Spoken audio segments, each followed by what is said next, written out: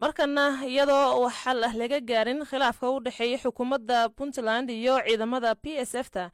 ayaa waxaa dhaqdhaqaaqyo ciidan oo hor leh laga dareemayaa magaalada Boosaaso iyadoo dadka qaarna ay ka qaxeen amaba ka barakaceen xaafadihii ay deganayeen ee ka tirsan magaaladaasi. muddo hal toddobaad ah ayaa ka soo wareegtay markii madaxweynaha Puntland Siciid Cabdullaahi Deni uu xilka ka qaaday agaasimaha hay'adda PSF isla markaana u magacaabay agaasimo cusub.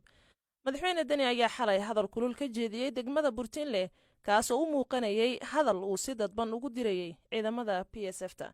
faafahinta warkaas iyo sida maanta xaalka magaalada yahay ayaa waxaan goor sii horeysay weydiiyey Maxamed Xasan Dhalo oo ah wariye ku sugan magaalada Boosaaso. waa mahadsan tahay saaka jooga magaalada Boosaaso meelo midan oo ka mid ah wadooyinka magaalada waa soo marmaray xaaladda caadi bay saaka iska tahay walow xalay xoogaa dhilin la muujinayay oo xaafadaha qaar laga qaxayay oo cabsi la qabay marka xalay magaalada dhaqdhaqaaq baa ka jiray weliba wixii loo soo gaaro dagaalkii finnibo wixii ka dhameeyey ciidamo badan oo kuwa dowladda ayaa shalay gala magaalada soo galay waxa ay xoojiyeen oo ay sida naloo sheegay ay degeen madaxtooyada iyo meelo airboodka aagiisa ah sidoo kale ciidamada BMPF ciidamada ilaalada badda Puntland la yiraahdo waxa iyaguna soo xoojiyeen saldhigoodii dekada kadibna dhaqdhaqaaqyo ayaa dadku ay ku warheleen hal mar ciidamo badan oo magaalada soo galay iyo meelo horle oo ciidamo horle ay yimaadeen arrintaasi ayaa waxay muujisay cabsi kalesteyn qaar ka mid a dadkii degnaa xaafadda Ridwaan oo ay dekada iyo xerada BSF ay ku taal ay dad badan ay ka guuraan. Maxamed waxaa jira warar la isla dhexmaray baraha bulshada oo sheegaya in ciidamada labada dhinac ay is hor fadhiyaan warkaas maxaa ka jira?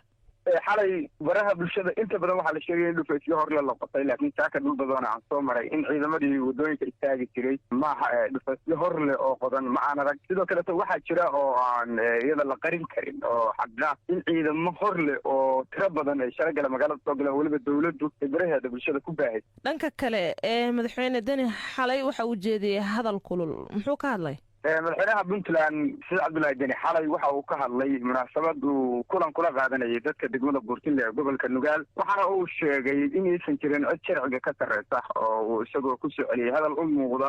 duurxul arrinta taagan ayuu sheegay in aysan jirin dad meel iska leh oo sii lahaanaya waxaana uu sheegay in uu dhaqan gelayo waxyaalaha sharciga ee madaxtooyada ama madaxweynaha xaggiisa ka soo baxa hadalkiisii waxaa ka mid ahaa Kawsare qofku waxa la yidhi wax la waayo geelow ninkii waalan baa u dira Soomaa dad ayaa wax iska heesaysan jira waa jiraan oo iska bartay waa la isaga daba tagayaa wixii qaldan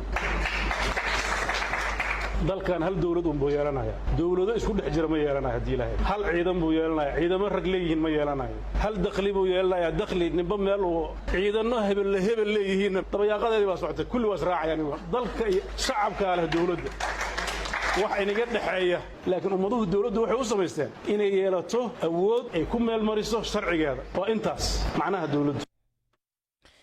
kaasina waxa uu ahaa madaxweynaha Puntland Siciid Cabdullaahi Deni waxaana ka sii horeeyay wariye Maxamed Xasan Dhalo oo inala socodsiinayay sida maanta yahay xaalka magaalada Boosaaso.